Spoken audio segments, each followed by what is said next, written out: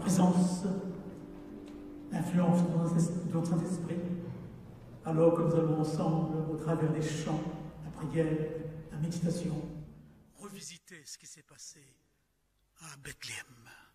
Exauce-nous au nom de ton Fils Jésus-Christ. Amen.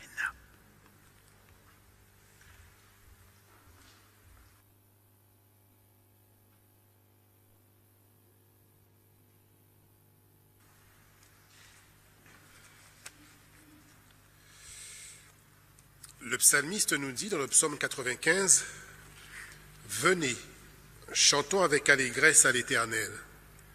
Poussons des cris de joie vers le rocher de notre salut. Allons au-devant de lui avec des louanges. Faisons retentir des cantiques en son honneur. Car l'Éternel est un grand Dieu. Il est un grand roi au-dessus de tous les dieux. Il tient dans sa main les profondeurs de la terre et les sommets des montagnes sont à lui. La mer est à lui. C'est lui qui l'a faite. La terre aussi, ses mains l'ont formée. Venez, prosternons-nous et humilions-nous. Fléchissons le genou devant le Père, notre Créateur, car il est notre Dieu. Et nous sommes le peuple de son pâturage, le troupeau que sa main conduit. Oh, si vous pouviez aujourd'hui écouter sa voix. Chers amis, chers visiteurs, bonjour. L'Église adventiste de Neuilly est heureuse de vous accueillir. Nous sommes quand même une bonne cinquantaine dans cette église qui permet de recevoir tous ceux qui sont venus ce matin pour adorer justement notre Dieu. Et nous n'oublions pas non plus tous ceux qui nous suivent sur Internet. Sachez que l'église est encore en travaux. Je pensais que nous aurions eu le chauffage aujourd'hui, mais nous avons bon espoir que la semaine prochaine, nous pourrons adorer un peu plus chaudement. Mais malgré les circonstances, nous sommes présents et l'Église a souhaité ce matin partager avec tous ceux qui sont présents, tous ceux qui nous écoutent aussi par Internet, un moment, un culte liturgique en l'honneur de notre Dieu. Et j'espère que nous sortirons tout un chacun grandis et renouvelés par l'Esprit de Dieu. Bon sabbat à chacun d'entre vous et puisse Dieu vous bénir.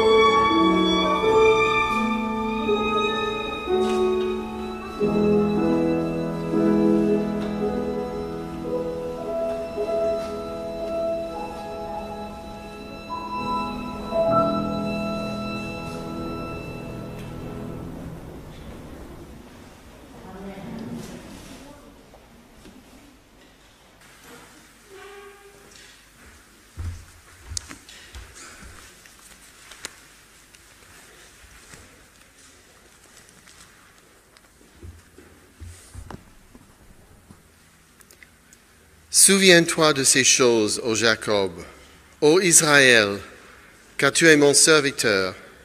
Je t'ai formé, tu es mon serviteur. Israël, je ne t'oublierai pas. J'efface tes transgressions comme un nuage et tes péchés comme une nuée. Reviens à moi, car je t'ai racheté. Cieux, réjouissez-vous, car l'Éternel a agi. Profondeur de la terre, retentissez de l'allégresse. Montagnes, éclatez en cris de joie, vous aussi forêts, avec tous vos arbres, car l'Éternel a racheté Jacob, il a manifesté sa gloire en Israël. Je vous invite à vous lever et nous allons chanter Hosanna, un chant s'élève, les yeux se tournent vers toi, et après venez le célébrer.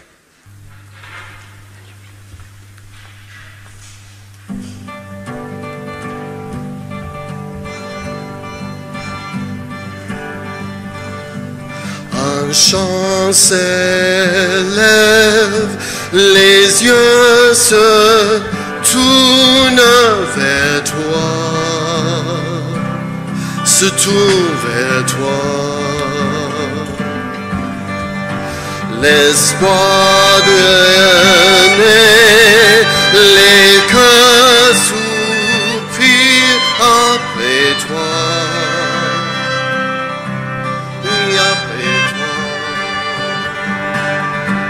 En te voyant, nous retrouvons la force de vivre. Quand nous sommes en ta présence, nos craintes fuient, elles s'enfuient. Hosanna, Hosanna, tu es le roi, le sauveur. À toi la gloire et l'honneur. Hosanna, Hosanna, nous te cueillons parmi nous. Sois le bienvenu, ô Jésus. Entends le son des cœurs qui reviennent.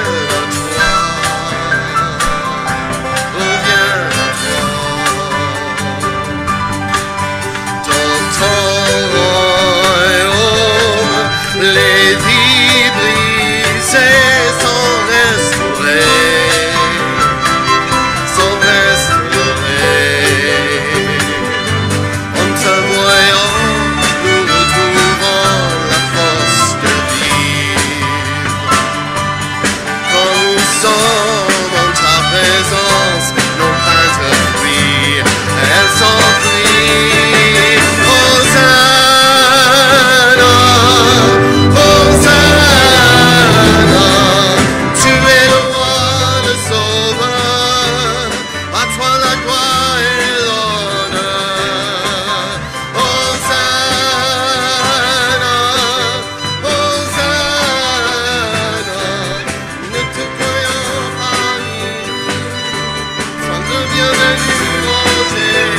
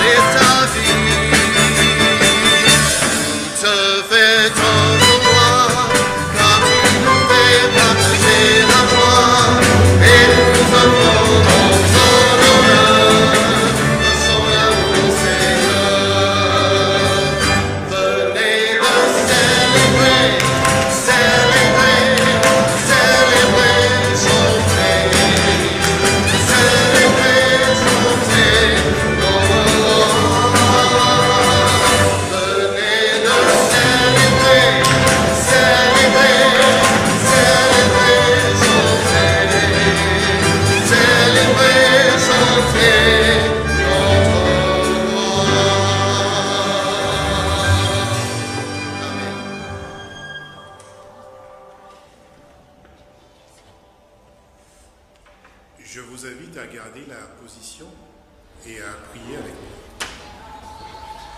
Seigneur notre Dieu, nous sommes honorés que tu sois parmi nous ce matin, dans cette assemblée, et qu'au travers de ces chants, ces prières, tu acceptes notre adoration.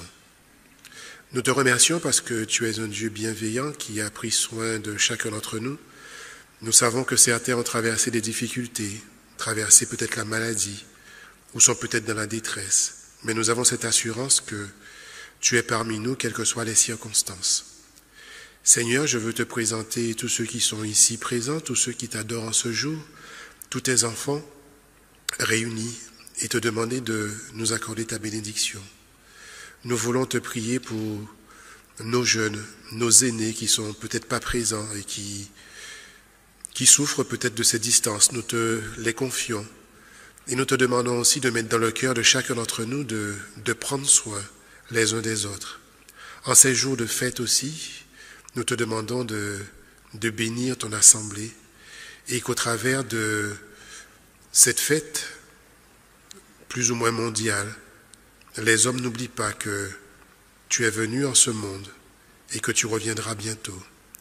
Que ton nom soit glorifié dans tout ce que tu fais pour nous, au nom de Jésus. Amen.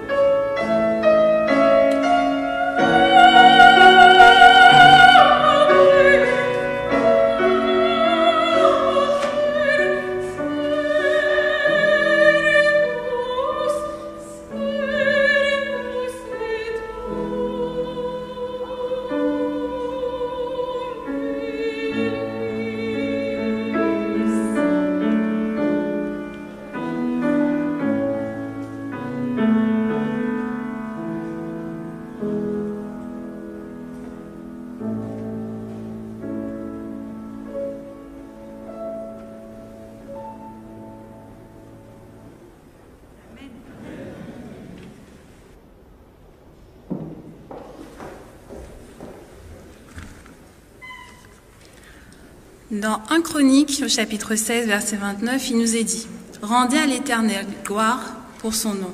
Apportez des offrandes et venez en sa présence. Prosternez-vous devant l'Éternel avec de saints ornements. » J'invite les diacres et les diaconesses à passer dans les rangs pour collecter les dîmes et les offrandes.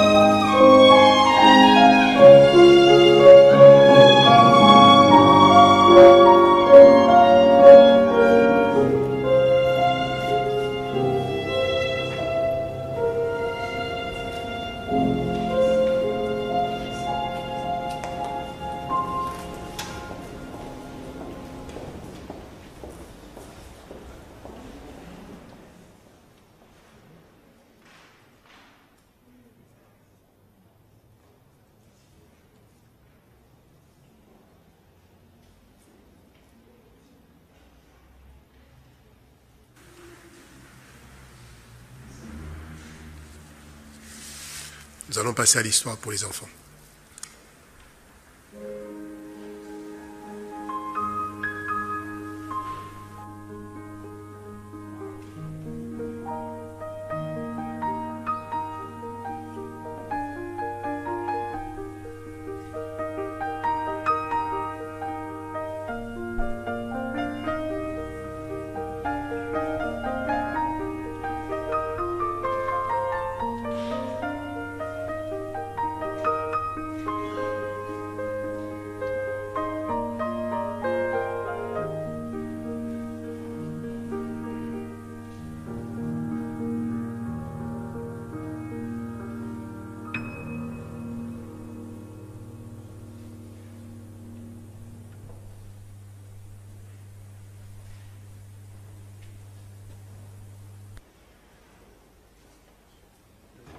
Voilà, ça marche mieux. Bonjour mes grandes filles. On dit aussi un bonjour à tous les enfants qui nous regardent au travers de l'écran, parce que je pense qu'il y en a. Aujourd'hui, c'est un samedi à l'église un peu spécial, parce que nous allons fêter une fête dont on parle depuis plusieurs jours, plusieurs semaines, de façon particulière. On dit on va fêter Noël. Et fêter Noël, fêter, le mot fêter veut dire quelque chose d'heureux, quelque chose de joyeux, quelque chose qui rend heureux. Alors je vais vous parler un petit peu de cette fête aujourd'hui qui me rend heureuse, qui m'apporte du bonheur et de la joie. Qu'est-ce que c'est pour moi Noël? Noël, je veux le vivre dans ce texte de Luc au chapitre 2 et au verset 10 qui est donné, cette parole est donnée aux bergers qui sont dans la campagne en train de garder les moutons. Je vous annonce une bonne nouvelle qui sera pour tout le peuple le sujet d'une grande joie. C'est qu'aujourd'hui, dans la ville de David, il est né pour vous un sauveur. C'est le Christ, le Seigneur. C'est une bonne nouvelle. Une bonne nouvelle nous réjouit tous. Comment je peux vivre, moi, cette bonne nouvelle? Est-ce que je vais le faire avec des paroles? Oui. Est-ce que je peux le faire aussi avec des gestes pour exprimer cette bonne nouvelle qui est la venue de Jésus sur terre? Alors bien sûr, je peux le dire autour de moi, mais je peux le vivre aussi au quotidien. Et je vais vous raconter une histoire de quelqu'un qui s'appelle Basile et qui a vécu ce sens de Noël pour le partager avec l'autre. Alors je vous invite à ouvrir vos yeux, ouvrir vos oreilles et ouvrir votre cœur. L'histoire que je veux vous raconter aujourd'hui s'appelle « Le sapin de personne ». Le sapin de personne. Voilà. Il a été coupé comme tous les autres sapins. Il a été donné chez le fleuriste. Il attendait d'être accueilli dans une famille pour mettre de la joie, pour mettre de la couleur, pour mettre du bonheur dans les cœurs. Et ce sapin, le 25 au soir, il est resté sur le pas de porte du fleuriste. Il est même encore emballé dans son filet. On dirait un cyprès. On ne voit pas ces branches qui se sont ouvertes. S'il neige cette nuit, il n'y a même pas un petit oiseau qui pourra s'abriter dans ces branches. Il est tout seul. C'est le sapin de personne. C'est le sapin de personne. C'est triste quand même. Il a servi à rien. Que va-t-il devenir? Est-ce qu'il va avoir une histoire? Oui, il va avoir une histoire. Le jour de Noël, le 25 décembre, la fête a battu son plein dans toutes les familles. Et le fleuriste est resté ouvert parce qu'il a encore vendu des fleurs. Mais pas de sapin. Pas de sapin. Alors, la nuit va tomber. En cette fin de journée de Noël, il va fermer sa boutique. Il rentre ses roses, ses primevères, ses jacinthes, toutes ces fleurs de toutes les couleurs. Il va baisser le rideau de sa boutique. Oh! Ah ben celui-là, j'allais l'oublier. Il est resté dans le coin. Ah ben oui alors. Mais qu'est-ce que je vais en faire? Il n'y a plus de place dans ma boutique. Si je le laisse dehors, demain matin, les personnes de l'entretien vont le prendre. Et qu'est-ce qu'ils vont en faire? Ils vont le mettre à la poubelle. Mais qu'est-ce que je vais en faire? C'est dommage quand même. Il a été coupé pour servir à quelque chose. Qu'est-ce que je vais bien en faire? Il réfléchit, il se grasse la tête. J'ai une idée. En face, dans le magasin, la quincaillerie de chez Clovis, il y a encore de la lumière. Il se dirige précipitamment, et en se dirigeant précipitamment dans la quincaillerie, il voit s'installer dans le coin de la place du Topos un homme qu'il connaît bien. Un homme qui s'installe toutes les nuits à cet endroit-là, qui vient s'abriter du vent, s'enrouler dans une vieille couverture, parce qu'il n'a pas de toit pour s'abriter. Alors, Basile se dit, ben oui, voilà ce que je vais faire. Il se précipite chez Clovis. Clovis, est-ce que tu as encore des guirlandes de Noël, des boules lumineuses, quelque chose de gai? Oui, mais tu sais quel jour on est aujourd'hui? Ben oui, on est le 25 décembre. Mais qu'est-ce que tu veux faire avec des boules lumineuses? Écoute, est-ce que tu en as? Je voudrais faire quelque chose pour quelqu'un. Alors Clovis lui dit, oui, regarde, près des marques qui descendent à la cave, il y a encore la grande caisse avec le reste des boules lumineuses. Ils prennent la caisse et Clovis lui dit, mais tu veux faire quoi? Alors, en passant devant Jojo, qu'on appelle l'homme du coin de la rue, il lui dit, on va faire ce sapin pour lui tout seul. Et c'est ainsi que Basile enlève le filet. C'est ainsi que Basile et Clovis commencent à décorer ce sapin le 25 décembre. Et que petit à petit, Jojo s'avance et leur dit, mais vous faites ce sapin? Je pense que c'est pour moi. Oui, c'est pour toi. Il est là tout seul, il a besoin de se réveiller, ce sapin. Il a été coupé dans la forêt pour quelqu'un, il est pour toi. Jojo s'avance et Basile lui donne dans la main l'étoile. Il lui dit, monte sur l'escabeau et tu pourras installer l'étoile dans le haut du sapin. Et Jojo monte sur l'escabeau, installe l'étoile et raconte ses Noëls passés. Il se souvient chez sa grand-mère, il aidait à décorer le sapin. Et puis petit à petit, les choses se sont dégradées. Maintenant, plus personne lui fête Noël. Donc, il est heureux parce qu'il a participé, une fois de plus, à la décoration du sapin. Ils sont tous les trois ainsi installés autour du sapin, commencent à parler de tout, de rien, de la vie d'aujourd'hui.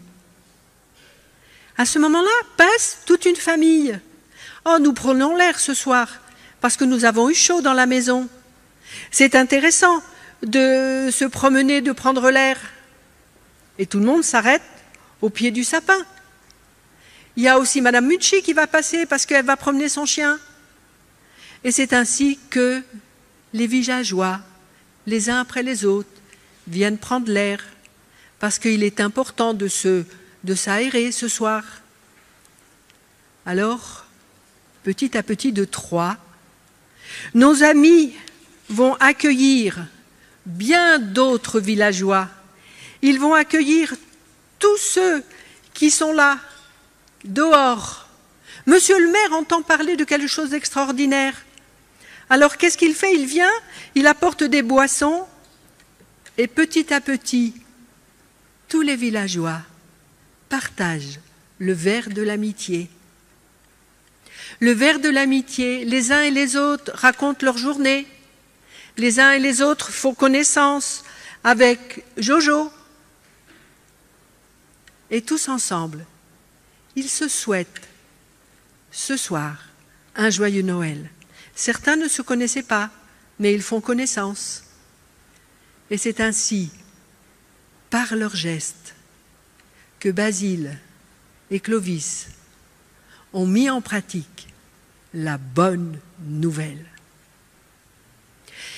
Et monsieur le maire a dit, mais ce sapin, on ne va pas l'enlever demain.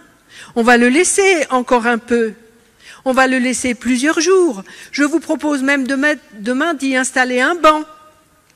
Comme ça, on va pouvoir plus tard s'asseoir, parler, échanger, se raconter des histoires et aussi, de temps en temps, parler de ce que Jésus a fait pour moi, pour toi. La fête de Noël, c'est ce symbole, ce sens de l'amour, du partage, de la générosité. C'est ce que Jésus a fait pour moi en venant sur terre. C'est le sens de Noël que je veux vivre aujourd'hui. Basile a mis aussi en pratique ce texte des Actes au chapitre 20 et au verset 35 qui nous dit « Il y a plus de bonheur à donner qu'à recevoir ». Je le souhaite pour chacun de vous, pour moi et pour tous ceux qui vont fêter Noël dans ce sens pour leur bonheur et ceux des autres.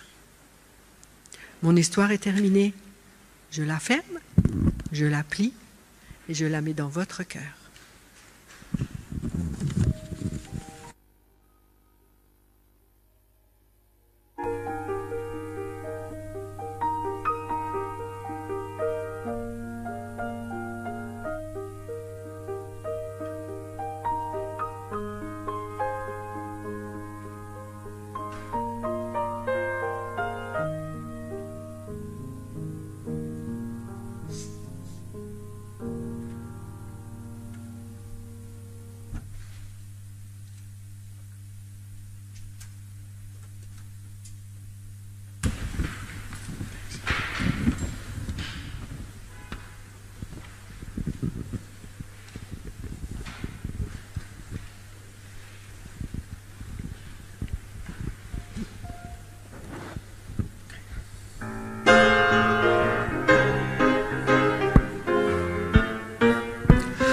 I pray on Christmas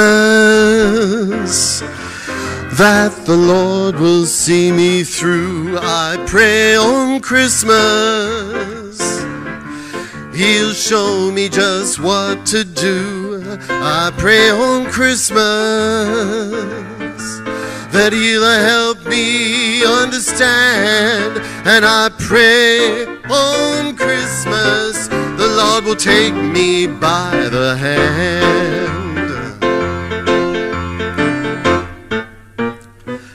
I pray on Christmas, sweet Jesus, that the sick will all be strong. I pray on Christmas that the Lord will hear my song. I pray on Christmas that God will lead the way. And I pray on Christmas Christmas that He will get me through another day. I pray on Christmas, I pray on Christmas, I pray on Christmas that He will get me through another day.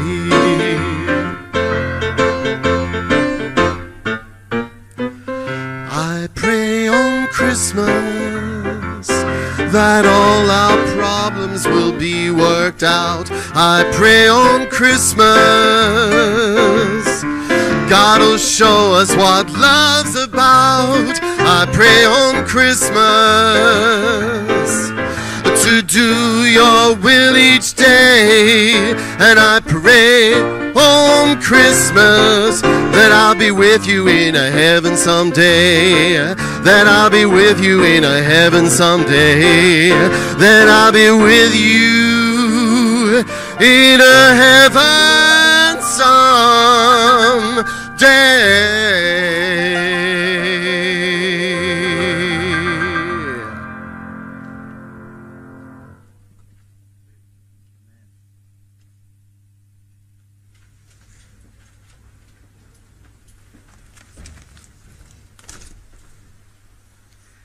Je vous invite à prendre vos Bibles dans Ésaïe, chapitre 9.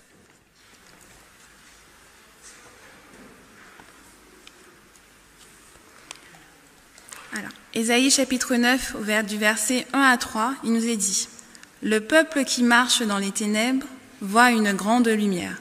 Sur ceux qui habitent le pays de l'ombre de la mort, une lumière resplendit.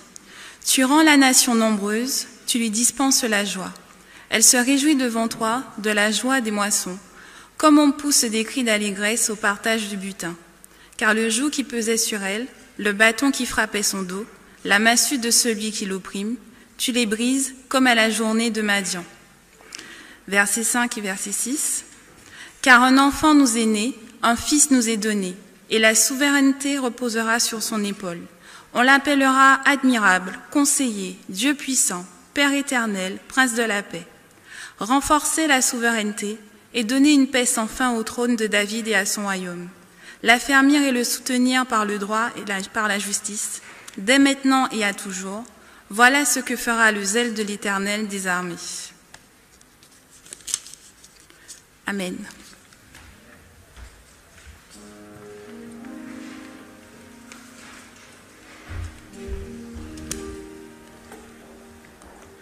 Il est temps que vous chantiez un peu, donc je vous invite à vous lever. Nous allons commencer en chantant « Bénis Dieu, ô mon âme, rende gloire à son saint nom ». Numéro 93 de Célébrons. Oh,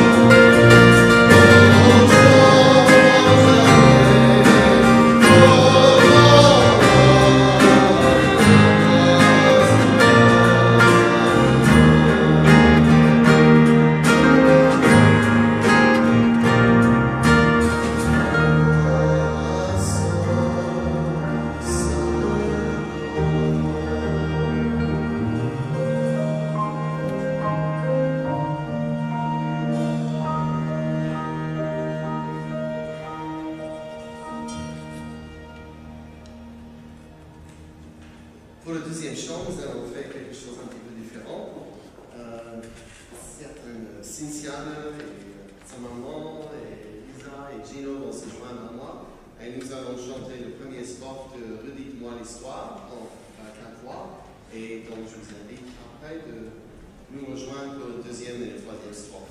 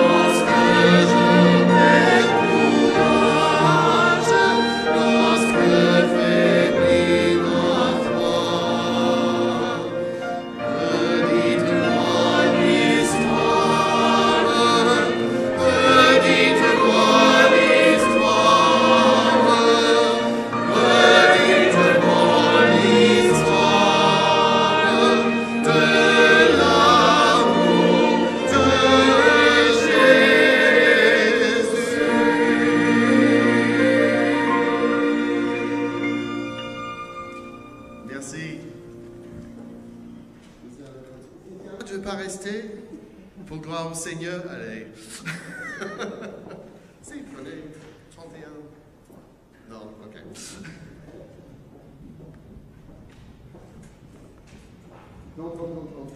Le numéro 31 de donner le gloire. Gloire au Seigneur, il est venu.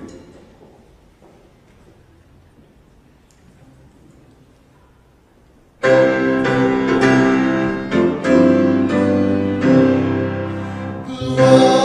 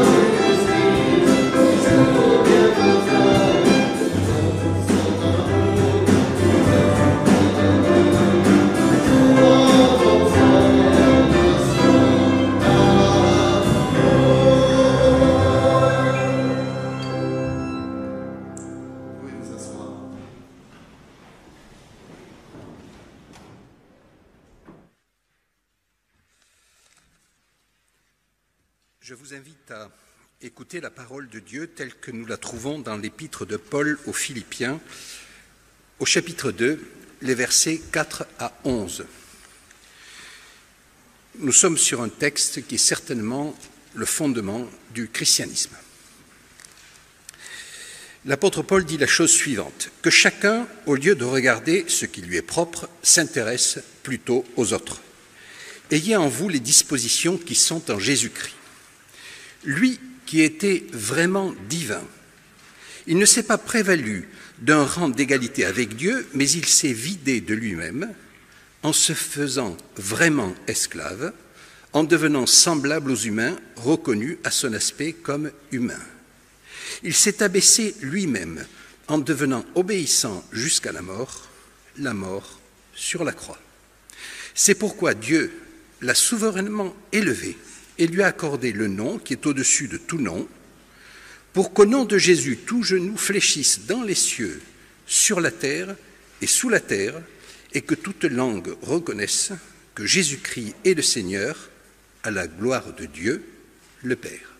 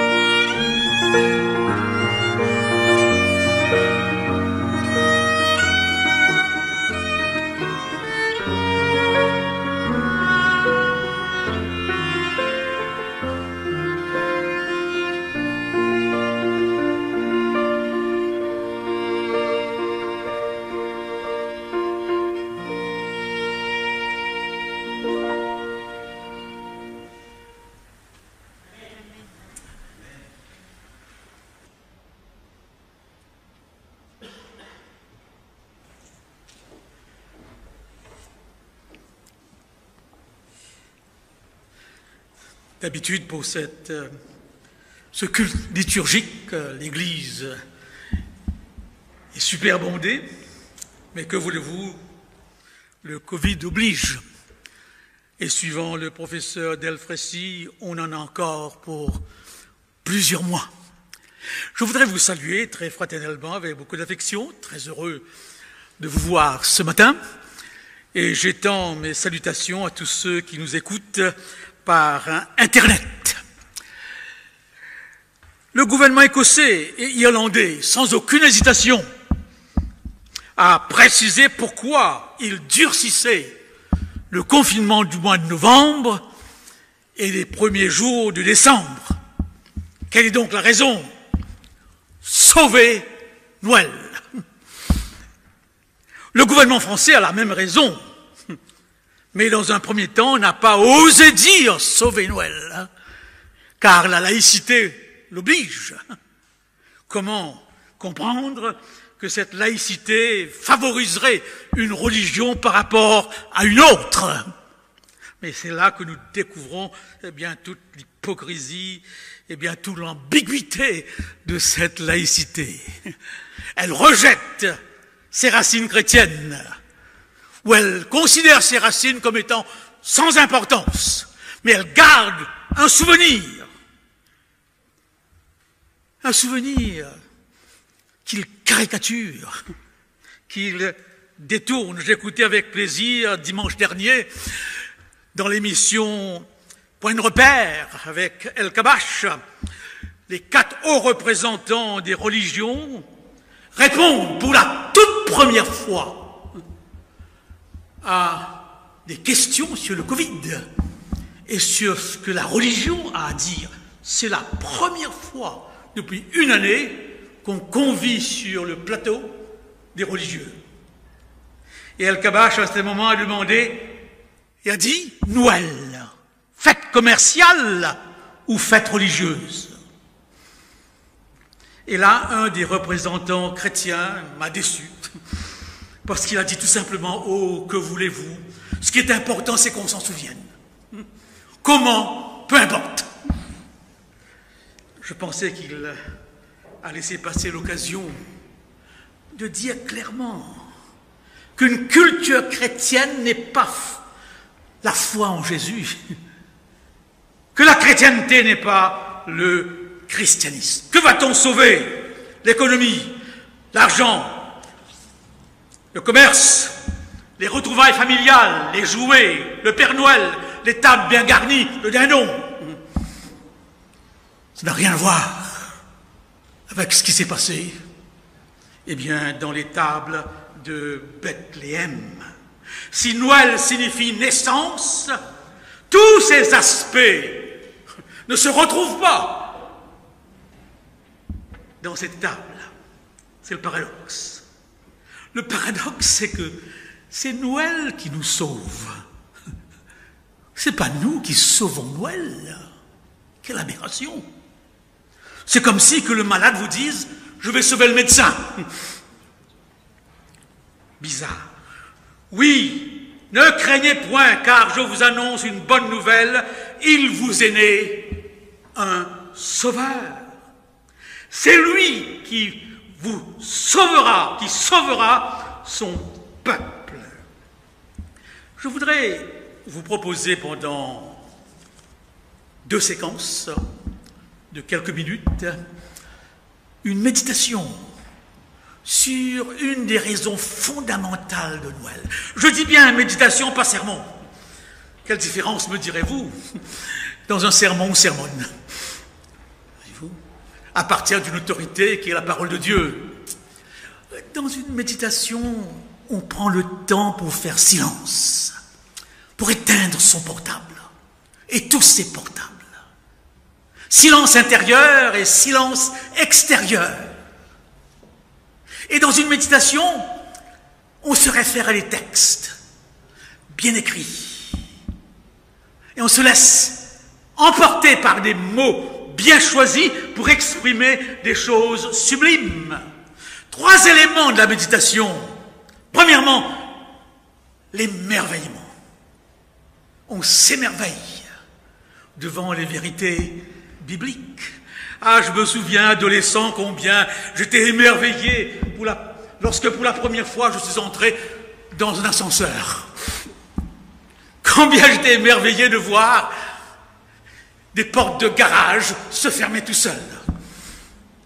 Et combien j'étais émerveillé avec un sentiment de crainte devant le Niagara. Ces chutes inimaginables. Voyez l'enfant dont les yeux tournent dans tous les sens et qui s'émerveille devant la découverte du monde. Sommes-nous encore capables de nous émerveiller? Eh bien oui, premier élément, émerveillement. Deuxième élément, étonnement. Étonnement devant quelque chose qui nous dépasse. Et troisième élément, tout simplement, questionnement. Alors, je vais tout simplement qu'on s'émerveille ce matin devant une idée qui n'est pas nouvelle, car depuis 2000 ans, on parle de Noël. Quoi dire encore? Et je partirai toujours du monde sécularisé. Larry King. Larry King est un journaliste américain, un des meilleurs. C'est peut-être l'équivalent de Jean-Jacques Bourdin. Larry King, il est peut-être mort, et j'écoutais toujours ses interviews. Il arrivait, n'est-ce pas, à interviewer les personnes les plus exceptionnelles. Et un jour aussi, ma mémoire est bonne, il interviewait Billy Graham ou un autre haut dignitaire religieux. Et il lui a posé la question: croyez-vous que le Christ est bien né d'une vierge? L'interlocuteur n'a pas répondu tout de suite à la question, mais lui a posé aussi la question: pourquoi est-ce que vous me demandez cela? Larry King, athée, oui, athée, juif athée, a répondu: si cette histoire est vraie, cela signifie que Dieu est entré dans l'histoire des hommes. Ça me rappelle une légende de Satan, oui, une légende de Satan qui fête Noël avec tous ses anges. Et à chaque fois qu'un ange venait lui dire « Joyeuse fête, Satan !» Joyeux Noël. Satan disait: continuez à faire de cette fête dans le monde une fête festive, qu'on s'amuse, qu'on ne le prenne pas au sérieux. Un enfant est né, mais Dieu est entré dans l'histoire. Et s'ils prennent cela au sérieux, notre mission est terminée. Eh bien oui. Qu'est-ce que ça veut dire? Dieu est entré dans l'histoire. Carl Sagan a écrit un roman, Contact, qui a été ensuite tourné en film avec Judy Foster.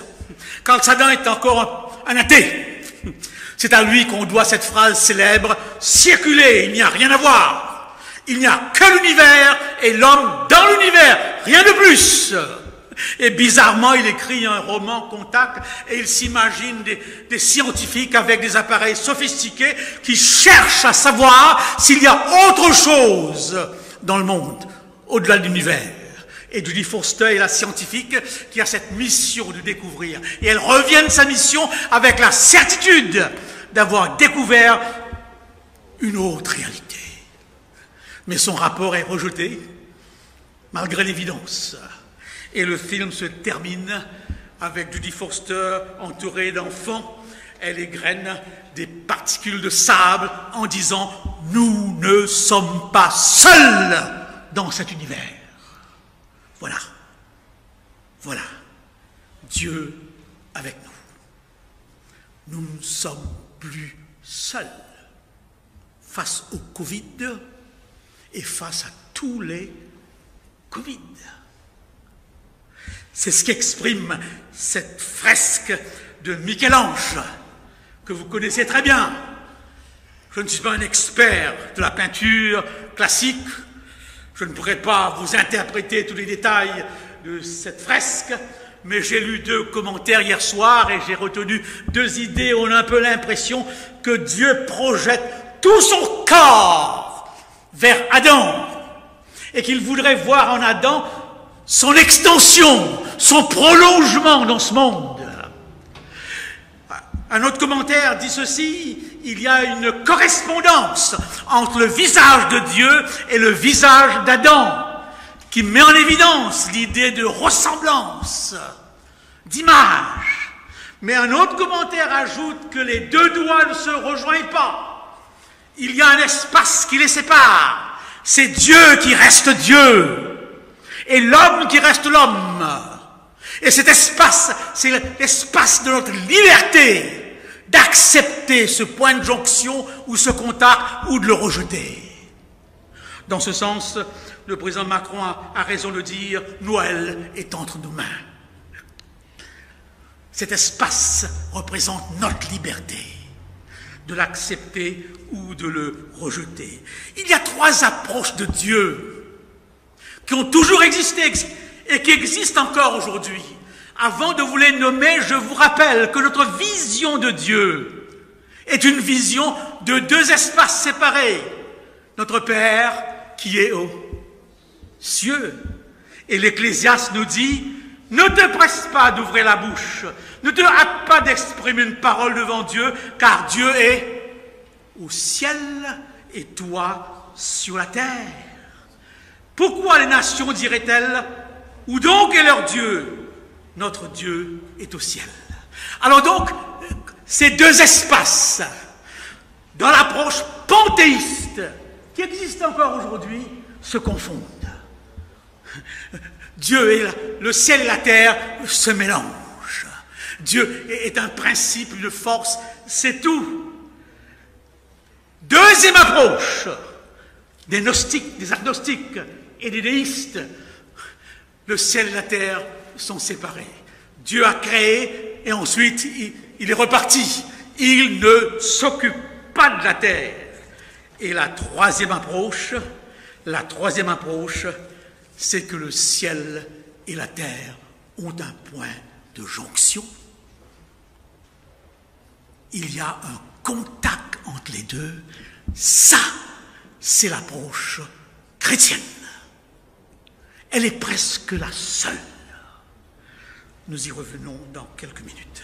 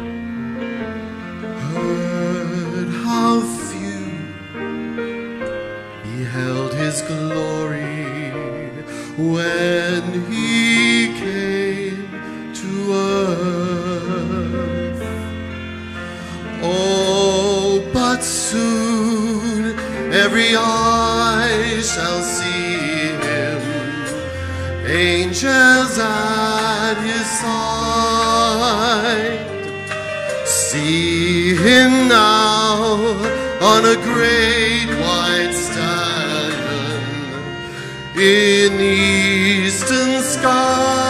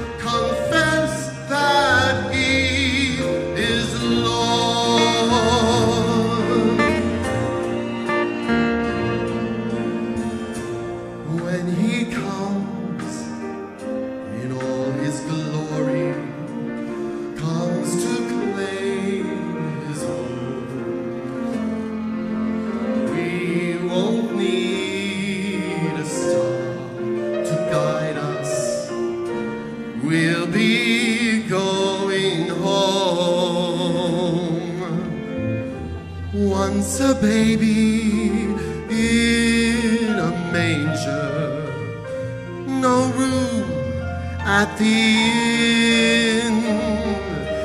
Now a king who reigns forever over death and sin, sent by the Father. Jesus, come and call your children.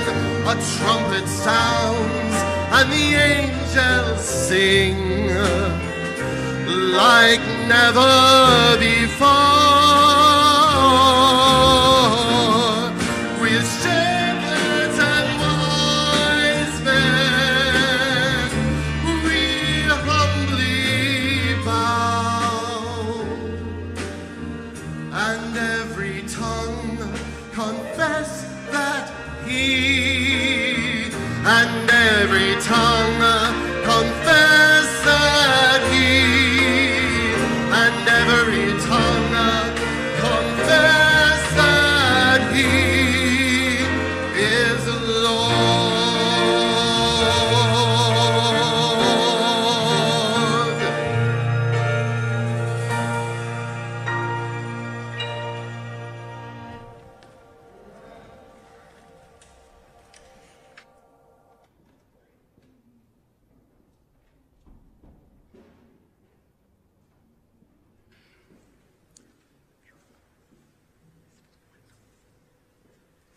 Je lis trop souvent, n'est-ce pas, dans les journaux, dans certains ouvrages, que toutes les religions se ressemblent. Il n'y a rien de plus faux.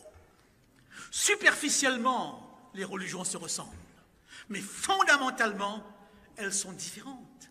Et sur ce qui s'est passé à Noël, dans les tables de Bethléem, le christianisme se détache. Sa spécificité éclate. Je reviens donc à la fresque de Michel-Ange. Avec la création, Dieu entre dans l'histoire de l'univers. Tout en restant transcendant, il est en même temps immanent. Avec la création de l'homme, Dieu s'identifie à sa créature. Il établit un point de contact. Dans un premier temps, toute l'histoire de l'Ancien Testament peut se présenter en deux aspects.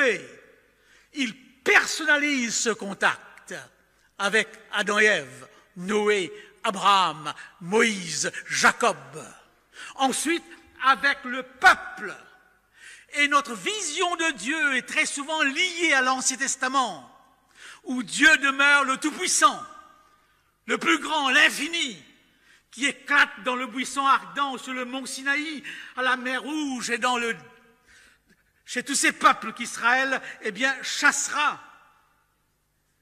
Mais avec le Nouveau Testament, avec Noël, c'est une cassure, une rupture, quelque chose d'inimaginable, d'impensable.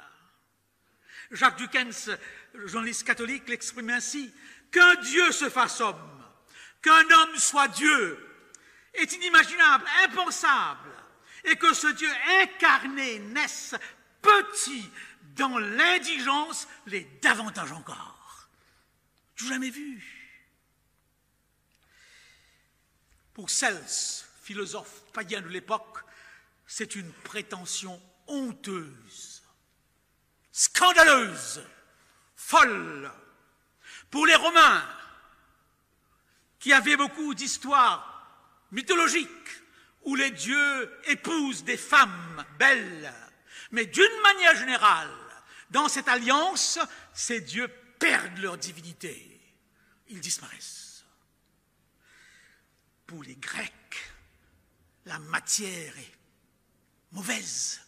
On ne peut pas imaginer un Dieu entrant dans la matière, dans un corps. Et de même pour les Juifs. Dans le judaïsme, on n'interprète pas Ésaïe 53 comme étant applicable au Messie. Comment? Un Messie souffrant, c'est impensable. Et dans le judaïsme dur la femme n'est rien du tout. Comment penser qu'un Dieu naisse dans le corps d'une femme? Donc nous sommes là devant quelque chose d'inimaginable. Le très haut qui devient le très bas. Le plus haut qui devient le plus bas. Le grand Dieu qui devient le tout petit. La force suprême qui devient la faiblesse suprême. L'Éternel qui fait l'expérience du commencement. C'est impensable. C'est impensable.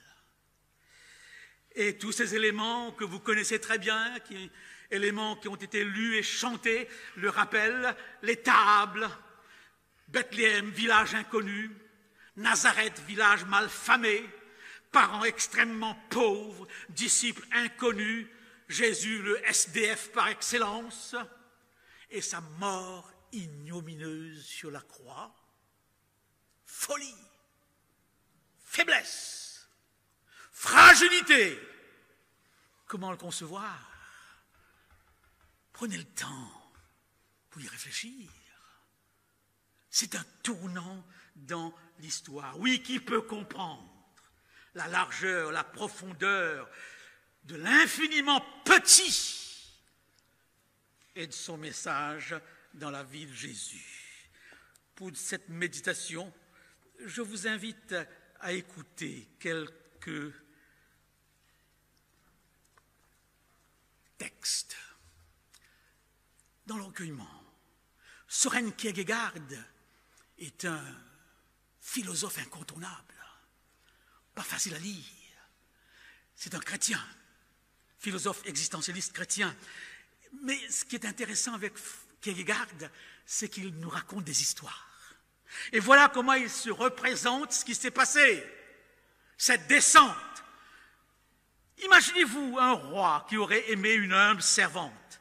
Ainsi débute le conte de Kierkegaard. Ce roi ne ressemblait à aucun autre. Tous les hommes de la cour tremblaient devant sa puissance. Nul n'osait le contredire, car il avait la force d'écraser tous ses opposants. Pourtant, ce roi fondit d'amour pour une humble servante. Ça vous rappelle Osée, le prophète, qui tombe amoureux d'une femme ayant des tendances à la prostitution.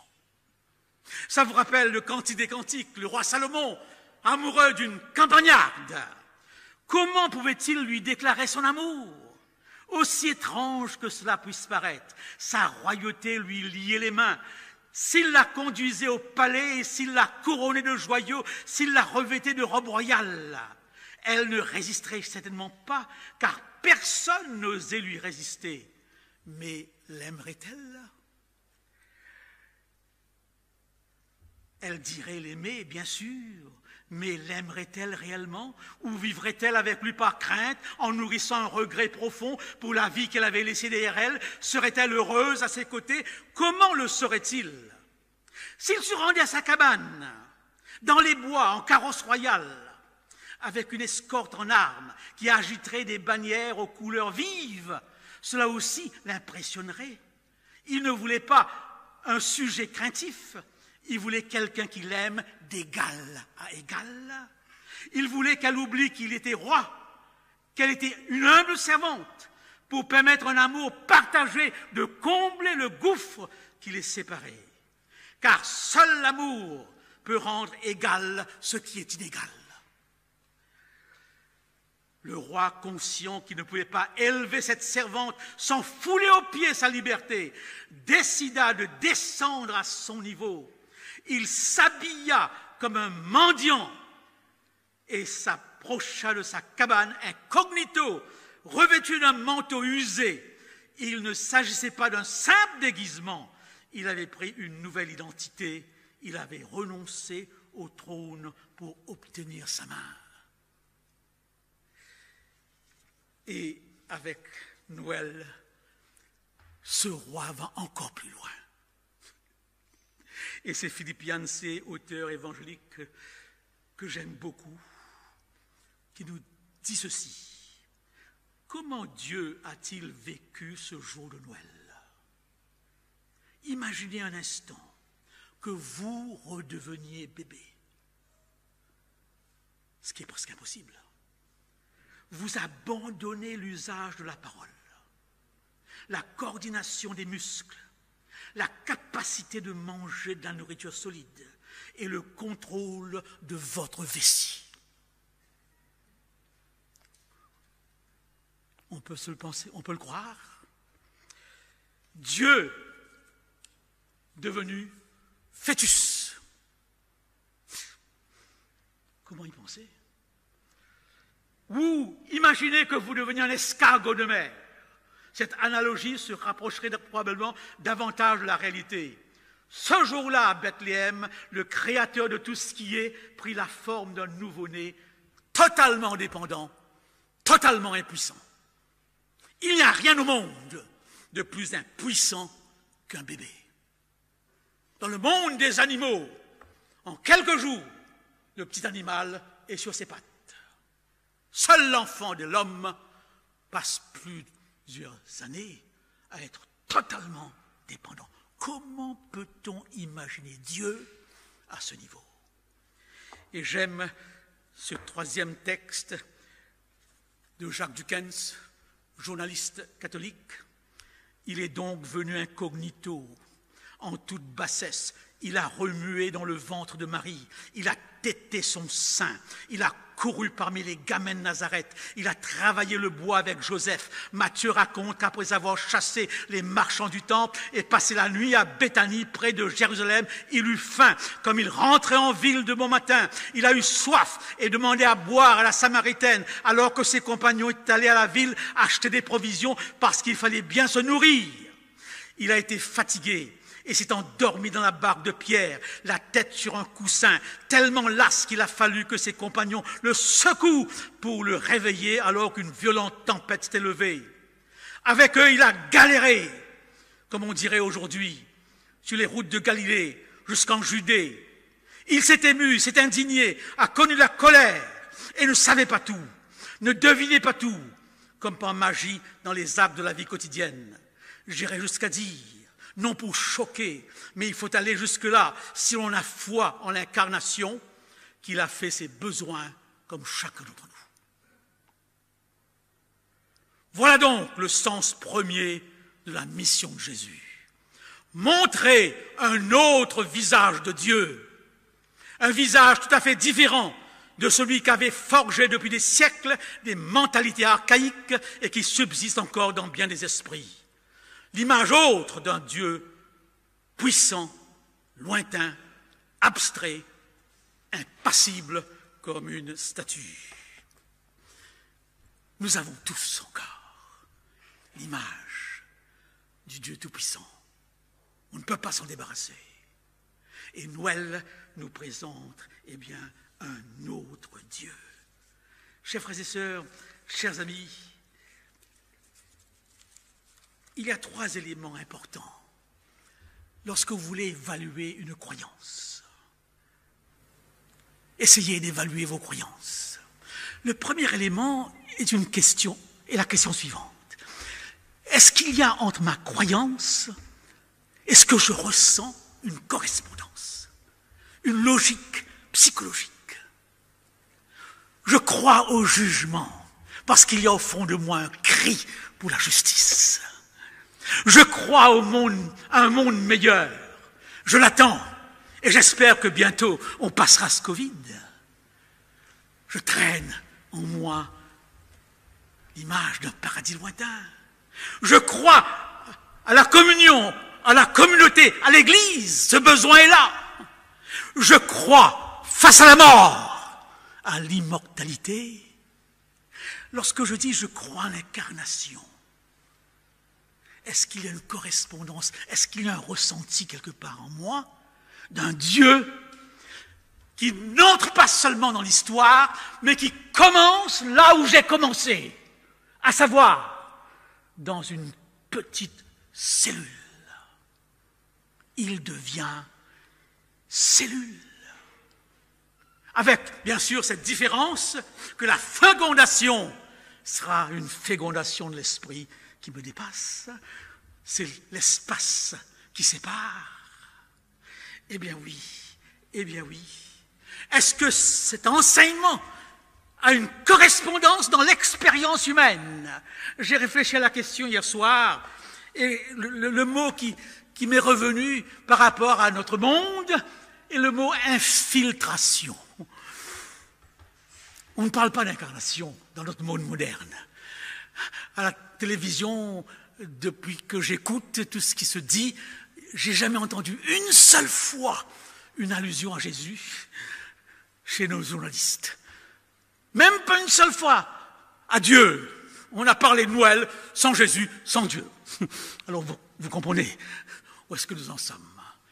Mais il me semble que le mot infiltration, qui signifierait entrer dans une situation, pénétrer un système, pénétrer une organisation pour la comprendre de l'intérieur, afin de la défaire, afin, de la pirater, afin, de chercher le mécanisme. Il y a, dans l'approche de l'infiltration, si vous permettez, du camouflage, du piratage. Tous les aspects de la vie, font l'expérience d'une infiltration. Et là, je sens quand même que le mot n'est pas propice. Le mot est bien loin d'être l'incarnation. Bien que parfois dans certains domaines, je l'ai vu dans certains films, tels que Vol au-dessus d'un nid de coucou, où Jack Nicholson essaye de comprendre la maladie mentale de l'intérieur, n'est-ce pas? Et le système psychiatrique, Dr Patch, ce médecin qui tout à coup est victime du cancer et qui maintenant, comme cancéreux, comprend ce qu'il ne comprenait pas comme chirurgien du cancer, ce que c'est que d'être un malade du cancer. Donc, à ce niveau, le message de Noël n'est pas totalement étranger. Entrez le plus profondément dans l'intimité de quelqu'un d'autre, d'un système différent. Mais où est la différence fondamentale? La parole a été faite chair, elle a habité parmi nous, elle a été l'expression de la gloire même de Dieu. Faites tout pour la gloire de Dieu. Dans l'incarnation, Dieu vient tout simplement nous montrer ce que c'est que d'être un fils de Dieu, une fille de Dieu, tel père, tel fils. Ce que c'est que vivre à l'image et à la ressemblance de Dieu. Voilà donc la raison d'être. Dieu avec nous, jamais tout seul, et Dieu en Jésus-Christ, le modèle par excellence. Sommes-nous capables de nous émerveiller? Sommes-nous capables de nous étonner? L'histoire est vieille. Redites-le-moi. Je voudrais, toujours dans cette méditation, où je vous lis des textes, vous lire un texte écrit par Jean-Jacques et Françoise Henriot, avec qui j'ai travaillé pendant plusieurs années à Madagascar. Ce sont des professeurs de lettres. Et ils nous ont écrit un livre pas très connu, intitulé « Les ombres et la lumière ». Texte à dire surtout pour des cultes liturgiques. Et je voudrais vous lire le texte intitulé « Viens chez nous aussi, s'il te plaît ». Et je vous inviterai à vous recueillir encore un peu plus alors que je vous lirai ce texte.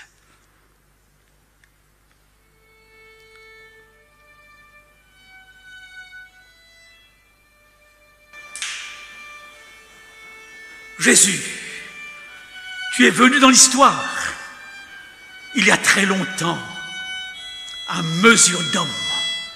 Et là où tu es venu, des hommes et des femmes, des enfants furent transformés, soulevés d'espérance et d'amour et de foi. Là où tu es venu, partout, tu as inventé patiemment l'Évangile.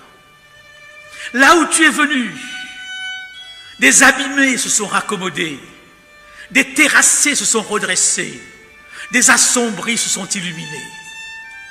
Des silencieux sont devenus porteurs de bonnes nouvelles, avec des pieds magnifiques. Des immobiles comme des pierres sont mis en marche comme des oiseaux. Là où tu es venu, la douceur s'est mise à brûler de son petit scintillement doux. Des murs se sont renversés, des cœurs se sont rapprochés, des vies se sont mises à brûler d'une flamme heureuse. Seigneur, s'il te plaît aujourd'hui, viens aussi chez nous. Nous courons dans tous les sens, à la recherche du nouveau, mais nous avons peur de changer vraiment. Nous courons après la carotte de l'argent, la carotte du plaisir. Nous avons peur d'un profit que rien ne peut ruiner. Nous crions à l'injustice et nous défendons bec et ongles tous nos privilèges. Nous disons liberté, égalité, fraternité, et nous pensons chacun pour soi et tous pour moi. Seigneur, s'il te plaît, viens chez nous aussi, transforme nos cœurs et nos regards pour que l'autre ne soit plus un rival, mais un frère qu'on peut aimer. Seigneur, s'il te plaît, viens chez nous aussi, transforme nos cœurs et nos langues pour qu'elles disent ce qui est utile à nos frères, ce qui leur fait du bien. Seigneur, s'il te plaît, viens chez nous aussi, transforme nos cœurs et nos mains pour qu'elles osent se salir au service de nos frères. Aujourd'hui, Seigneur, petit enfant, viens chez nous aussi, s'il te plaît. Ouvrez la porte de vos cœurs et laissez en Jésus-Christ Dieu entrer de nouveau ce matin.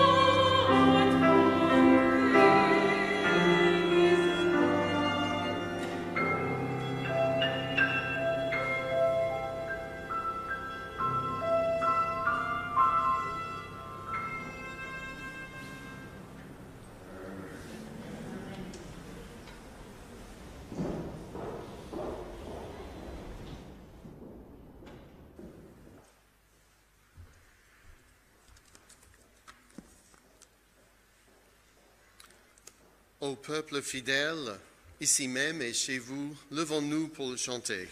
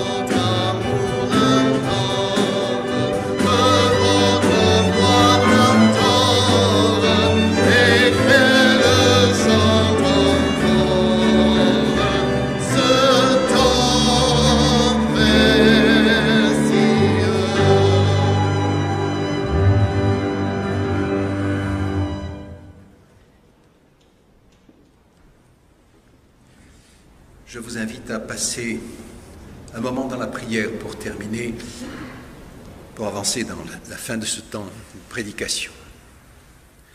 Bon et tendre Père Céleste, tu nous as fait retrouver pendant ces moments le temps, le sens de Noël, tout de l'importance qu'il a pour nous aujourd'hui et maintenant et bien au-delà de ces fêtes et de ces festivités, oui. Et je voudrais reprendre cette prière que Jésus lui-même faisait. Tout au moins le début, notre Père qui es aux cieux, tu nous as fait repenser à la puissance du Seigneur, que ton nom soit sanctifié, que ton règne vienne. Ton règne est venu à Noël, en Jésus-Christ. Et nous voulons te demander, notre Père, qu'il vienne en nous, maintenant, aujourd'hui. Que cette méditation soit pour nous l'occasion de réfléchir, de méditer sur la grâce que tu nous as donnée. Bon et tendre Père Céleste, que nos cœurs restent ouverts à ce mystère, à cette bonté. Nous voulons, notre Père, t'en prier au nom de Jésus. Amen.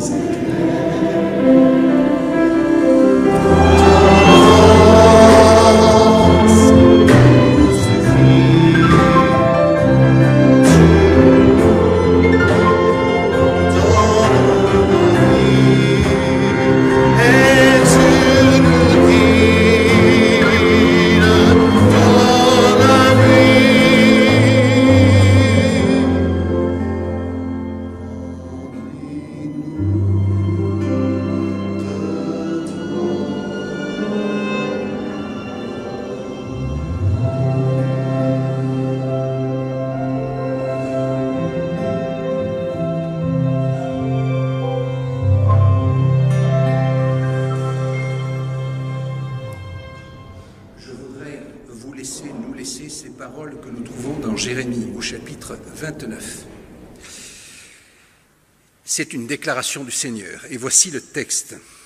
Déclaration du Seigneur. Je connais, moi, les plans que je prépare à votre attention.